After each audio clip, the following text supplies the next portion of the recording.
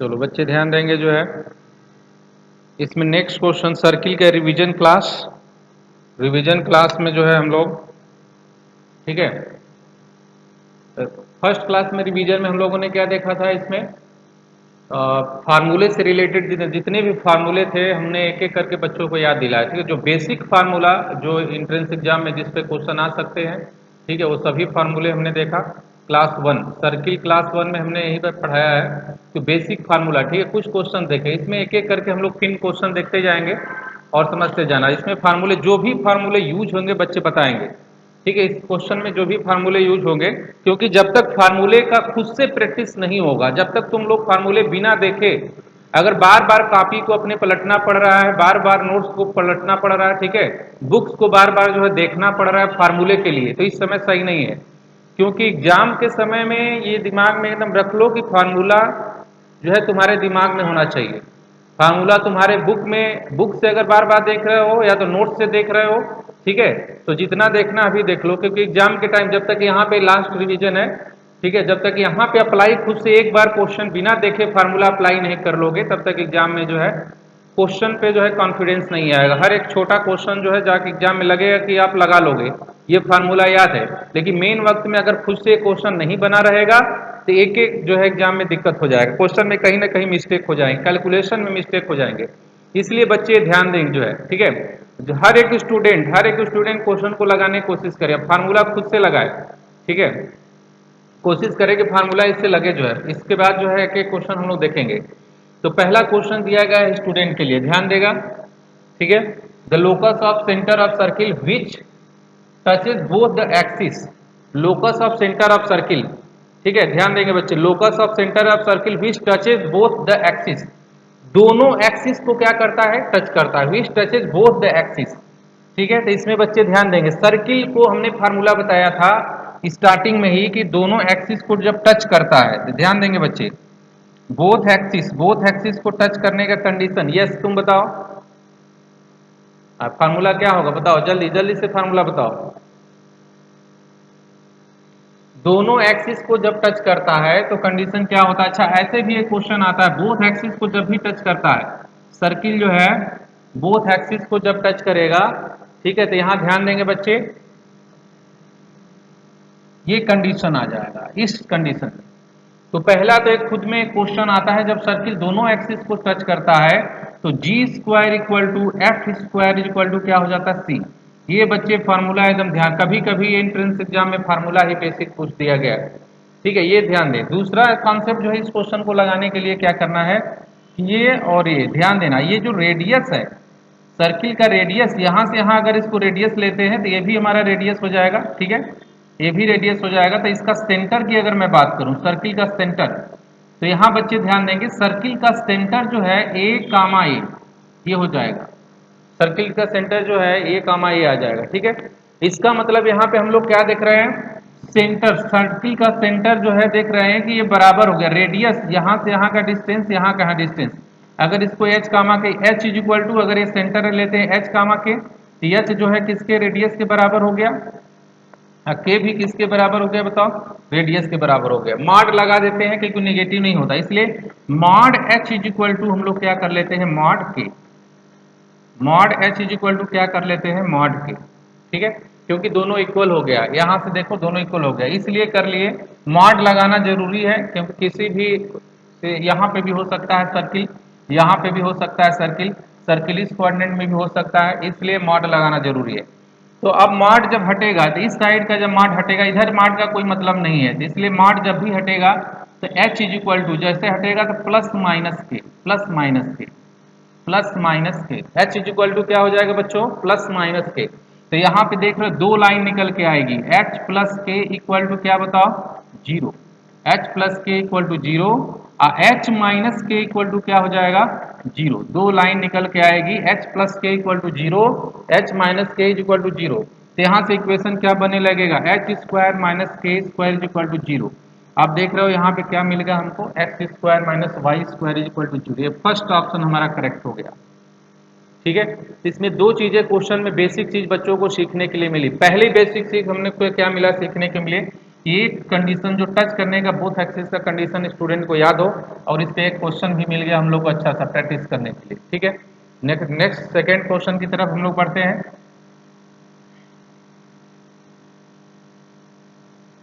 चलो अब इस question, equation of circle passing through इतना टचेज द एक्सिस। चलो ये इसी टाइप का क्वेश्चन है, equation of circle passing through 3 and touches the axis. इससे पास कर रहा है और एक्सिस को भी क्या कर रहा है बताओ, टच कर रहा है। ठीक है, टचेज द एक्सिस।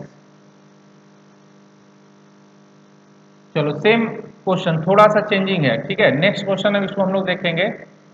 ठीक है, थोड़ा डिफरेंट टाइप का क्वेश्चन लगाते हैं। इस टाइप क्वेश्चन लग जाएगा, the locus of centre of circle for which 1 inch. चलो इस टाइप का क्वेश्चन एक देखते हैं लोकस पे।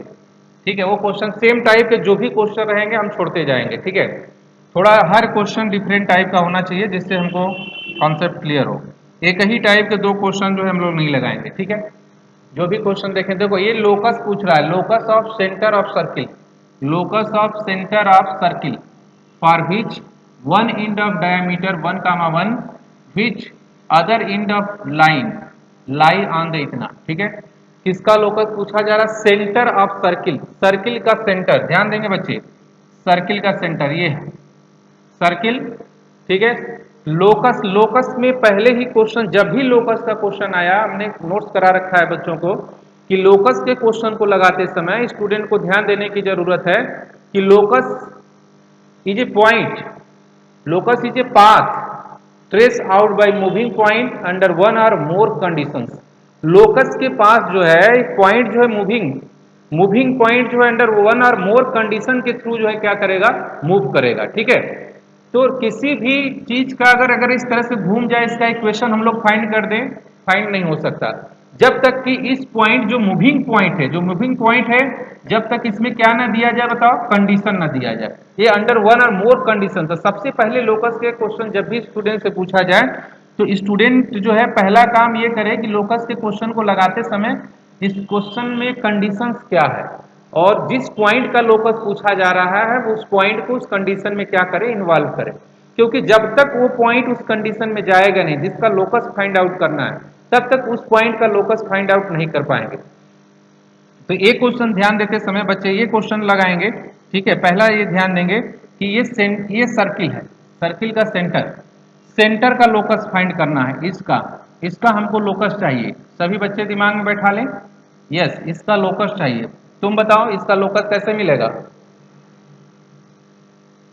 ठीक है, अगर अच्छा एक पॉइंट दिया हुआ है P और Q, P और Q क्या दिया हुआ है, 1, 1। ठीक है, other end, why other end on the line इतना, ये जो इंड है बच्चों, ये जो पॉइंट है, ये पॉइंट इस लाइन पे लाई करता है, किस लाइन पे, x plus Y equal to क्या 3। ठीक है, ये पॉइंट हमको मालूम नहीं है तो मान लो ये पॉइंट हमको अल्फा और क्या है बीटा, ये चीज क्वेश्चन में दिया हुआ है। अदर इंड इस पॉइंट पे लाई करता है, लोकस फाइंड करना है इस पॉइंट का, जिस पॉइंट को हमने मान लिया क्या बताओ, सेंटर, सेंटर को हमने क्या मान लिया बताओ, h कामा के। अब बच्चे ध्यान देंगे कि जिस पॉइंट का लोकस फाइंड करना है उस पॉइंट को उस कंडीशन में क्या होना पड़ेगा, इन्वॉल्व होना पड़ेगा। यस तुम बताओ क्या करोगे। गुड, बहुत अच्छे, मिड पॉइंट कंसेप्ट लगाएंगे, गुड। अच्छा एक चीज और ध्यान देना, ये alpha beta satisfy the given equation of line, alpha beta जो है गिवन इक्वेशन ऑफ लाइन को क्या करेगा, सेटिस्फाई करेगा। इसका मतलब बच्चों क्या हो गया, अल्फा बीटा इक्वल टू क्या मिलने लगेगा 3, क्योंकि ये इस इक्वेशन को क्या करेगा, सेटिस्फाई करेगा। अब यहां से मिड पॉइंट अगर कंसेप्ट लगाते हैं तो ध्यान देना क्या मिलने लगेगा हमको मिड पॉइंट से, यहाँ पे एच इज इक्वल टू क्या मिलने लगा, अल्फा प्लस 1 अपान कितना 2। तो अल्फा इज इक्वल टू क्या मिला बच्चों, 2h-1, 2h-1। अब यहाँ पे देखेंगे के इक्वल टू क्या मिलने लगेगा, बीटा प्लस 1 अपान क्या 2। तो बीटा इज इक्वल टू हमको क्या मिलेगा, 2k-1। देखो alpha is equal to 2h-1, beta is equal to 2k-1। सभी बच्चों को समझ में आ रहा है। अब ये जो पॉइंट h कामा के है इस कंडीशन में, अब कंडीशन कहाँ पे है, कंडीशन ये है क्योंकि अल्फा बीटा अपने इक्वेशन को क्या करेगा, सेटिस्फाई करेगा। मतलब अल्फा बीटा की वैल्यू जैसे ही तुम रखोगे एच के में क्या मिल जाएगा, इक्वेशन, और ये इक्वेशन ही क्या कहलाता है, लोकस। ठीक है। अब यहाँ पे बच्चे जैसे ही वैल्यू रखेंगे तो 2h माइनस वन अब प्लस यहाँ पे बच्चों क्या हो जाएगा 2k minus one equal to क्या मिलने लगा 3। तो यहाँ पे क्या मिल जाएगा 2h माइनस वन अब प्लस ये यहाँ पे हटा देते हैं इसको,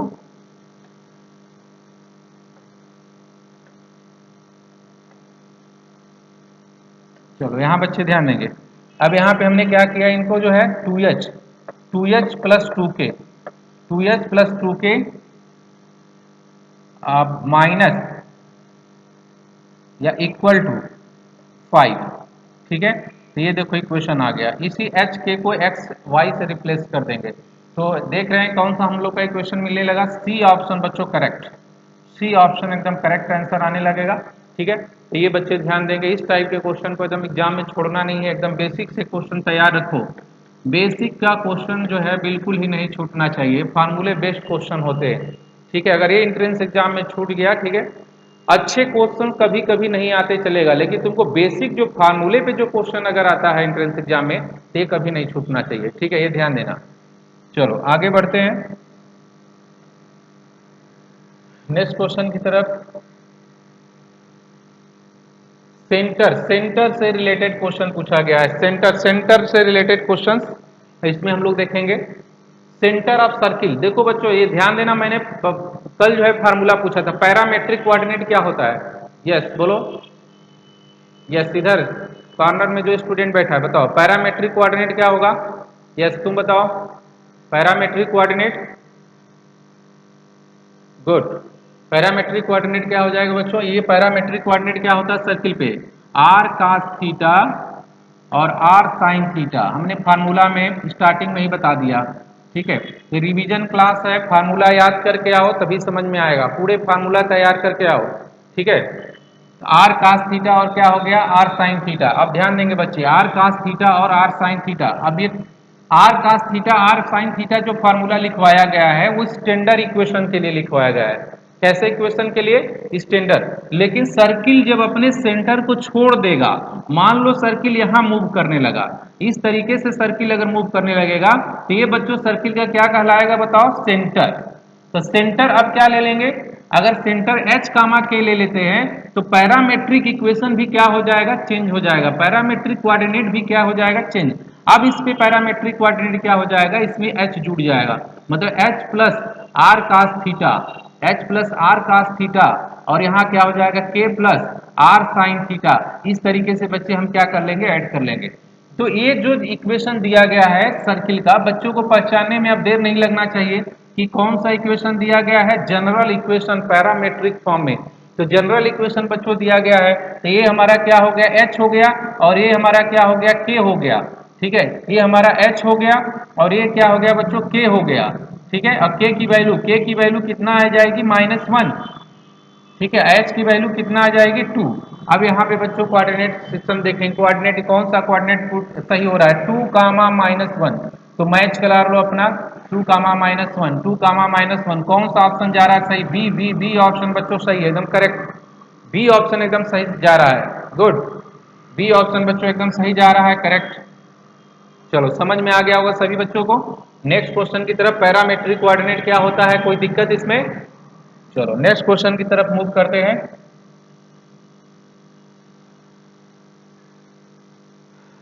अब ये क्वेश्चन जो है मीट द सर्किल इतना at only one point, the line meet the circle इतना एट ओनली वन पॉइंट, ठीक है, और स्टैंडर्ड इक्वेशन दिया हुआ है ओनली वन पॉइंट, गुड बहुत अच्छे। एक चीज ध्यान देना कि लाइन जब भी सर्किल को एक ही पॉइंट पे मीट करती है, ध्यान देना बच्चों, जब भी लिखा है क्वेश्चन में the line 3x minus 2y equal to k meet the circle इतना at only one point if k square, जब भी सर्किल जो है लाइन को एक पॉइंट पे मीट करती है, मतलब टच करता है, सर्किल क्या करता है, लाइन क्या करता है, सर्किल को क्या करता है टच करता है, तो एक ही पॉइंट पे टच कर सकता है, ठीक है। अगर उसको दूसरे जगह टच करना है तो दूसरा पॉइंट देना पड़ेगा, इसका मतलब सर्किल जो है एक ही पॉइंट पे टच कर रहा है, लाइन जो है एक ही पॉइंट को सर्किल पे टच कर रहा है, ये बच्चे ध्यान दें, गुड। यहां बताओ ये अगर टच कर रहा है तो क्वेश्चन में क्या कॉन्सेप्ट लगेगा, एक तो फार्मूला है, अगर एक फार्मूला अगर एग्जाम में भूल गए टच करने का कंडीशन क्या होता है, गुड, यस तुम बताओ यस, हाँ क्या होगा, c square is equal to a square 1 plus m square, या c is equal to plus minus a under root 1 plus m square. ये बेसिक फार्मूला बच्चों को याद होना चाहिए, ठीक है। If a line touches the circle, if a line touch the circle, ठीक है, तो कंडीशंस क्या होता है बच्चों, yes, c is equal to plus minus a under root 1 plus m square, ये कंडीशन याद रहेगा। दूसरा चीज, अगर लाइन सर्किल को टच करता है, ठीक है, तो सेंटर से, सर्किल के सेंटर से लाइन पे डाला गया परपेंडिकुलर डिस्टेंस रेडियस के क्या हो जाएगा, इक्वल हो जाएगा, ठीक है। ये क्लियर जा रहा है, ठीक है। अगर कोई भी लाइन अगर फार्मूला ये भूल गया एंट्रेंस एग्जाम में, तो तुमको एक दिमाग में परपेंडिकुलर लाइन, मैंने स्ट्रेट लाइन पढ़ाते समय बताया था कि परपेंडिकुलर लाइन किस, यहाँ पे किसी भी पॉइंट से किसी लाइन का परपेंडिकुलर डिस्टेंस का फार्मूला। तो इस क्वेश्चन को लगाते समय पहला ये चीज ध्यान देना, अगर कोई भी लाइन सर्किल को टच करता है, ठीक है, ये सर्किल है, अगर इस सर्किल को लाइन ने क्या किया, टच किया, ठीक है, सर्किल को लाइन ने क्या किया बच्चों, टच किया, और सर्किल को जब लाइन ने टच किया इस तरीके से, ठीक है, तो सर्किल को लाइन ने टच किया, 3x माइनस कितना 2y, अब माइनस के इक्वल टू कितना बच्चों 0, ठीक है, 3x minus 2y minus K equal to 0, circle ने लाइन ने टच किया। तो मैं क्या बोला कि यहाँ पे इस पॉइंट, ये पॉइंट है 0,0, क्यों, सेंटर सर्किल का 0,0 क्यों है, क्योंकि स्टैंडर्ड इक्वेशन है, कौन सा इक्वेशन है, स्टैंडर्ड इक्वेशन। और सर्किल का बच्चों रेडियस कितना है, यहां से देखोगे रेडियस, ये रेडियस कितना है 2r, क्या है रेडियस 2r। तो इस सेंटर से लाइन पे, सेंटर से लाइन पे जो परपेंडिकुलर डिस्टेंस हम लोग डालेंगे, सेंटर वो मान लेते हैं, इसको m मान लेते हैं, O से m पे जो परपेंडिकुलर डिस्टेंस की हम लोग बात कर रहे हैं, ये परपेंडिकुलर डिस्टेंस बच्चों रेडियस के क्या हो जाएगा, इक्वल हो जाएगा। रेडियस हमारा कितना 2r। अब बच्चों को एक ध्यान आना चाहिए, परपेंडिकुलर किसी भी पॉइंट से किसी लाइन का जो परपेंडिकुलर डिस्टेंस का फार्मूला है, एकदम बच्चों को क्लियर होना चाहिए, नहीं तो फिर नहीं आ पाएगा।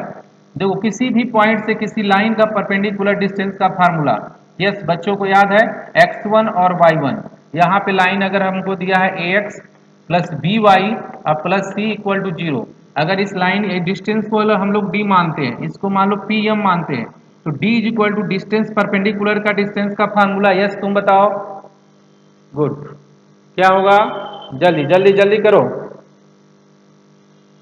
इधर बताओ, इधर इधर वाले बच्चे बताओ, जल्दी करो, एसी का हवा मत खाओ, जल्दी करो, रिलैक्स मत करो, फार्मूला बताओ, गुड, बहुत अच्छे। तो याद रखो, फार्मूला याद है बच्चों को, ठीक है। या अब यहाँ बच्चे ध्यान देंगे, a x one plus b y one plus c upon under root a square plus b square, a square plus b square, ठीक है, ये रहेगा a square plus b square, ये फार्मूला याद रखना जी, ये फार्मूला एकदम याद रखो, ठीक है। अगर ये फार्मूला बच्चों को याद है, तब इस क्वेश्चन को लगाते समय, अगर देखो perpendicular distance, perpendicular distance line दिया हुआ है, इसका मतलब ओ एम निकालना चलेंगे हम लोग, O M is equal to क्या हो जाएगा बच्चों, 3 इंटू 0 माइनस 2 इंटू 0 माइनस के अपान कितना अंडर रूट 9 प्लस कितना 4, ठीक है। ये किसके इक्वल टू है, ये रेडियस के बराबर है, 2r के बराबर है। अब यहाँ पे बच्चे क्या करिए, टोटल 0 हो गया, क्या बचा k, तो अब यहाँ पे बच्चे देखेंगे calculations, 2r is equal to कितना हम लोग को आ गया k अपान कितना बच्चों, k अपान कितना रूट 13, ठीक है। अब ऑप्शन की तरफ बढ़ो, ऑप्शन स्क्वायर दिया हुआ है तो इसको स्क्वायर कर देते हैं, 4r square is equal to k square upon कितना 13, तो यहाँ से बच्चों को जो रिजल्ट मिलने वाला है, के स्क्वायर की वैल्यू चाहिए, के स्क्वायर इज इक्वल टू क्या मिला बच्चों 52r स्क्वायर। ये बहुत अच्छा क्वेश्चन है, इसको बच्चे ध्यान देंगे, 52r स्क्वायर। तो क्लियर हो गया होगा कंसेप्ट, 52r स्क्वायर। चलो जल्दी जल्दी करो, 52r स्क्वायर। चलो नेक्स्ट क्वेश्चन की तरफ बढ़ते हैं। तो ऑप्शन कौन सा हम लोग को गया, ये ऑप्शन जो है कौन सा करेक्ट होने जा रहा है, बी ऑप्शन जो है हमारे लिए करेक्ट हो गया, ठीक है, ये बी ऑप्शन जो है क्या हो गया करेक्ट, तो ये ध्यान रहेगा बच्चों को, गुड।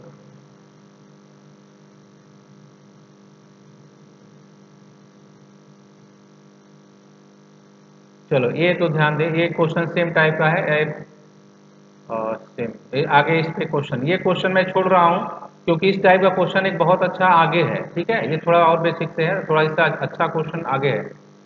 देखो अब ध्यान से देखना, अब यहाँ पे बच्चों देखना, ये क्वेश्चन भी कई बार एंट्रेंस एग्जाम में जो है ऐसे क्वेश्चन भी पूछे गए। ये लाइन है 5x इतना 12x minus y plus 10 are two tangent to circle then the radius of circle. ये दोनों लाइन जो है टेंजेंट है। मैक्सिमम केस में ऐसे रेडियस जब भी पूछा जाता है तो मैक्सिमम केस में स्टूडेंट को बिना दिमाग जो है अपना इधर उधर किए एक दिमाग में बांध लो कि दो टेंजेंट रेडियस क्वेश्चन अगर कर रहा है, अगर दो लाइन दोनों लाइन सर्किल पे क्या है, टेंजेंट है, दोनों लाइन सर्किल पे क्या है, टेंजेंट। अगर दोनों लाइन सर्किल पे टेंजेंट है, ठीक है, अगर दोनों लाइन सर्किल पे क्या है बताओ, टेंजेंट है, तो ये ध्यान रखना जो है कि दोनों अगर इसमें कंडीशन ऐसा कंडीशन आ जाएगा कि इस एक लाइन दूसरे लाइन के क्या हो जाएंगे बताओ, पैरेलल। अगर दो लाइन आपस में टेंजेंट है, ठीक है, दोनों लाइन सर्किल पे टेंजेंट है, रेडियस किया गया है क्वेश्चन, तो ध्यान देना कि दो चेक कर लेना कि दोनों लाइन पैरेलल लाइन है कि नहीं, तो देखोगे कि दोनों लाइन क्या मिलने लगेगा हमको, पैरेलल लाइन मिलने लगेगा, ठीक है, पैरेलल लाइन पैरेलल। अब यहाँ क्या करना है जी, पैरेलल लाइन मिला तो ये लाइन देखो पैरेलल लाइन है 5x minus 12y, 5x minus 12y plus 10 equal to 0। अब यहाँ बच्चों देख लो, माइनस अगर कामन ले लेते हैं, माइनस यहाँ से कामन ले लो, अगर जैसे ही माइनस कामन लोगे माइनस 12y, अब कितना माइनस 16 इक्वल टू कितना मिला, 0, ठीक है। तो अब इस इक्वेशन को हम लोग थोड़ा और अच्छे से लिख सकते हैं, तो 5x माइनस 12y अब माइनस 16 इक्वल टू क्या मिलने लगा, 0। ये सेकेंड इक्वेशन हो गया, ये हमारा कौन सा इक्वेशन हो गया, फर्स्ट हो गया, सेकेंड हो गया, फर्स्ट हो गया। अब दो लाइन पैरेलल है, क्या पूछा गया हम लोग से, रेडियस ऑफ सर्किल। तो बच्चों रेडियस ऑफ सर्किल देख रहे हो, रेडियस ये हो गया, पूरा डायमीटर हो गया, मतलब 2r इज इक्वल टू क्या हो जाएगा, 2r is equal to distance between parallel line. अब फार्मूला याद होना चाहिए, distance between parallel line mod c1 minus c2 upon under root a square plus b square. बच्चों को याद होना चाहिए mod c1 minus c2 upon under root a square plus b square. तो मॉड c1 माइनस c2, तो ये c1 क्या हो गया बच्चों 10, c2 क्या हो गया हमारा माइनस 16 मतलब प्लस 16 आ गया, ठीक है, अंडर रूट ए स्क्वायर, देखो कोफिशियंट दोनों क्या है, सेम है, ये भी कोफिशियंट सेम है, ठीक है, तो क्या मिला ए स्क्वायर 25 अब बी स्क्वायर 144, ठीक है। अब इसका कैलकुलेशन बच्चों अगर हम लोग करते हैं तो 26 अपान कितना आने लगा 13, ए इससे कटेगा और रिजल्ट क्या आया बताओ यहाँ पे बच्चों, 2 आ गया 2, ठीक है। तो 2 जल्दीबाजी एकदम बिल्कुल ही नहीं करना है क्वेश्चन में, क्योंकि बहुत जल्दीबाजी करोगे तो डायरेक्ट रेट 2 मार दोगे। ये ध्यान दो तुमसे क्वेश्चन में डायमीटर नहीं पूछा है, बहुत जल्दीबाजी में बच्चे क्या करते हैं तुरंत आंसर गलत लगा देते, तुमसे क्या पूछा गया, रेडियस, रेडियस ऑफ सर्किल, ठीक है, रेडियस ऑफ सर्किल जो निकालते समय बच्चे ध्यान देंगे 2r इज इक्वल टू 2, तो रेडियस इज इक्वल टू क्या मिलने लगा 1। ये बच्चे ध्यान देंगे, बहुत ही इंपॉर्टेंट क्वेश्चन है, इसको बहुत अच्छे से तैयार करेंगे, ठीक है। जब भी दो लाइंस आए और रेडियस से बात करें सर्किल के साथ तो दोनों लाइन जो है मैक्सिमम क्या हो जाती है, पैरेलल हो जाती है, ठीक है। तो पैरेलल डिस्टेंस का फार्मूला उस समय बच्चों को याद होना चाहिए, तो ये क्वेश्चन नहीं लग पाएगा, ठीक है, तो ये ध्यान देना। चलो नेक्स्ट क्वेश्चन की तरफ, तो हम लोग का ऑप्शन क्या हो गया बच्चों, ये ऑप्शन हमारा क्या हो गया, करेक्ट, ये ऑप्शन क्या जा रहा है, करेक्ट ऑप्शन जा रहा है, गुड। चलो इसमें एंगल एंगल यस गुड, देखो अब आ गया ये भी फार्मूला जो है, चलो अब इस फार्मूले को देखें कितने बच्चे याद किए, यस इधर बताओ, यस राहुल, राहुल बोलो एंगल का फार्मूला,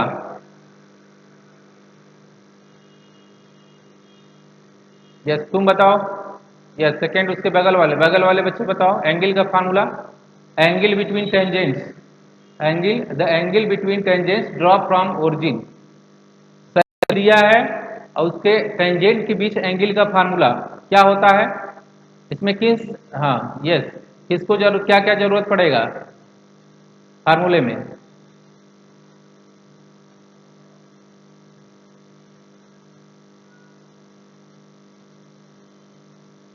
यस यही फार्मूला होगा, ठीक है। तो फार्मूला क्या हो जाएगा बच्चों, ये इस तरीके से बनेगा, तो हमने फार्मूला बता भी रखा है बच्चों को, तो याद रखेंगे कि अगर ये कोई पॉइंट है हमारा x1 और y1, ध्यान देंगे बच्चे, अगर कोई पॉइंट x1 y1 है, अगर ये सर्किल है तो सर्किल पे ये एंगल अल्फा, ये अल्फा का एंगल क्या हो जाएगा बच्चों, 2 tan इनवर्स, याद रखना 2 tan इनवर्स, ठीक है, क्या हो जाएगा 2 tan inverse r upon root s1, r upon root s1, r upon root s1, ठीक है, ये फार्मूला लगा देंगे बच्चे। जैसे ही लगाओगे r अपान रूट s1, इससे इस p के जगह क्या बैठ गया है, इस समय इस p के जगह बच्चों क्या बैठा हुआ है, 0,0, क्योंकि क्वेश्चन में दिया है ओरिजिन, ये पॉइंट चेंज हो सकता है, ठीक है, 0,0, और सर्किल का इक्वेशन दे दिया है, ये जनरल इक्वेशन, ठीक है। अब r रूट s1, s1 का मतलब मैं समझाता हूं हमेशा, s1 का मतलब होता है इस पॉइंट को उठा के सर्किल में रख दो, जैसे ही सर्किल में रखोगे तो यहाँ पे पॉइंट क्या मिलने लगेगा, 0 का होल स्क्वायर प्लस 0+1 का होल स्क्वायर माइनस 25, तो यहाँ पे बच्चों क्या मिलने लगेगा, s1 equal to 49 plus 1 minus 25, यहाँ बच्चों क्या मिलने लगे, s1 इक्वल टू कितना मिला 25, s1 इक्वल टू कितना मिला 25। अब फार्मूला बच्चों को याद होना चाहिए, फार्मूला बहुत इंपॉर्टेंट, फार्मूले की बात करते हैं, 2 इंटू टेन इनवर्स r अपार रूट s1, r की वैल्यू रेडियस, ये ध्यान देंगे बच्चे, सर्किल का रेडियस की मैं बात करूं तो सर्किल का रेडियस क्या होगा, 5 होगा, तो रेडियस 5 अपान रूट s1 में यहां से बच्चों देखोगे रूट s1 की वैल्यू यहां पे क्या मिल जाएगी, यहां पे 5, ठीक है। अब यहां पे बच्चों 2 इंटू टेन इनवर्स क्या मिला, 5 से 5 कैंसिल, 1 मिला,